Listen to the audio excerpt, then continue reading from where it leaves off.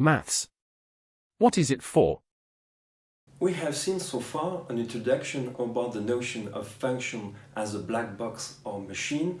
Now we go further on with the case of two operation machines. In the exercise, each machine will be completed an output or an input and the operations of the machine based on the functional expression y as a function of x. Now you turn. Consider here three machines A, B and C to complete. Don't forget to complete also the intermediate values of each machine. Now just click here and do this exercise before watching the solution. In the machine A, the output expression y equals 2x plus 3 means that x is multiplied by 2 at first and we get 2x as intermediate value, then we add 3. Then replacing x with the input value minus 2.5, multiplying by 2 we obtain minus 5, and then adding 3 we obtain minus 2. Now inverting the second operation is subtracting 3, and about the first operation is dividing by 2.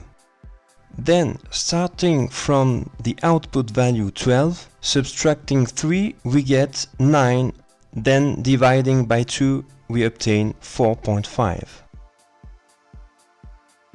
In the machine B, the output expression y equals x squared minus 1 means that at first we square x. That is x squared as intermediate value, then we subtract 1 in order to obtain the output expression y. Then replacing the input value x equals minus 3, when we square minus 3 we obtain 9. That is minus 3 times minus 3 equals 9. Then subtracting 1 we obtain 8 in output. Now inverting the second operation is adding 1, and about the first operation is the square root. Starting from the output 48, we obtain in intermediate value 49. Then the square root of 49 is 7. It means that 7 squared is 49. 7 times 7 equals 49. Here we have a second possibility, that is minus 7, because minus 7 squared, that is minus 7 times minus 7, is also 49. So we have two possibilities, plus or minus 7 in input.